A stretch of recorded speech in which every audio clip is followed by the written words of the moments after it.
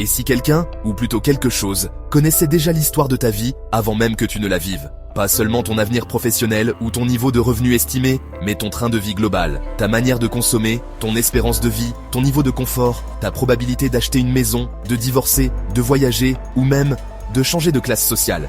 Ce quelque chose, c'est l'algorithme. Et aujourd'hui, il ne se contente plus d'anticiper ce que tu vas regarder ou acheter. Il prédit ton existence entière, parfois mieux que toi.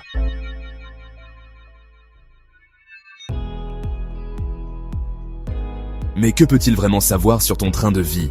Beaucoup plus que tu ne l'imagines.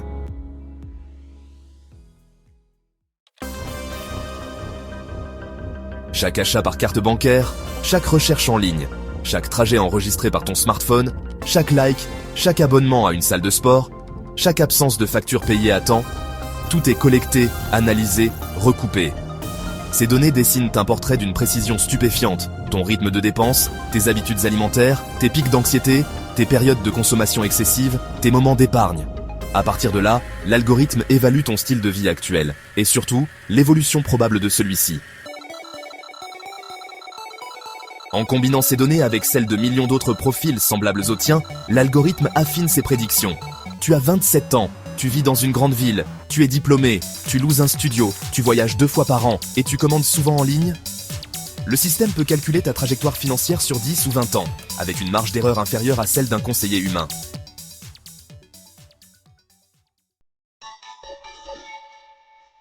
Mais il va plus loin. En observant ton activité physique via ta montre connectée, il peut estimer ton espérance de vie. En analysant tes trajets et ta consommation de carburant, il peut déduire ton exposition à la pollution, donc ton risque de maladie chronique.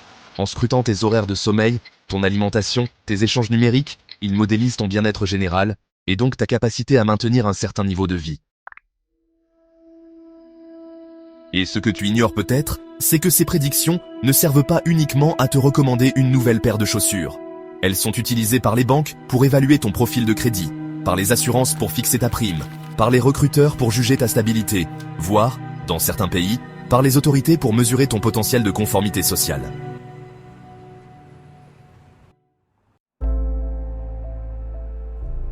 Mais pour l'algorithme, il est surtout le fruit de corrélations statistiques. Si tu vis dans un quartier où 70% des habitants gagnent moins que la moyenne nationale, ton propre potentiel économique est mécaniquement réévalué à la baisse.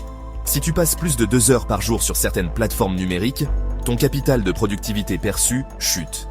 Si tu multiplies les déplacements à bas coût, tu es catégorisé dans une mobilité contrainte, ce qui pèse sur ton profil de consommation. Et voici ce que tu ignores peut-être encore.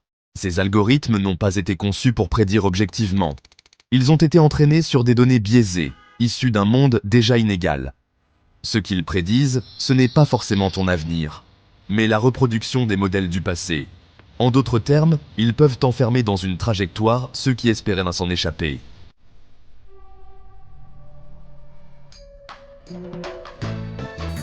Alors, faut-il avoir peur? Pas nécessairement. Mais il faut comprendre que ces algorithmes ne sont pas neutres. Ils influencent déjà ton accès au logement, au crédit, à l'emploi, à l'assurance, à la mobilité.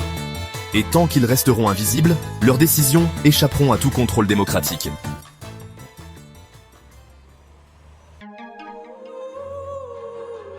Car au fond, la vraie question n'est pas ce que l'algorithme sait de toi, c'est ce qu'il peut décider à ta place.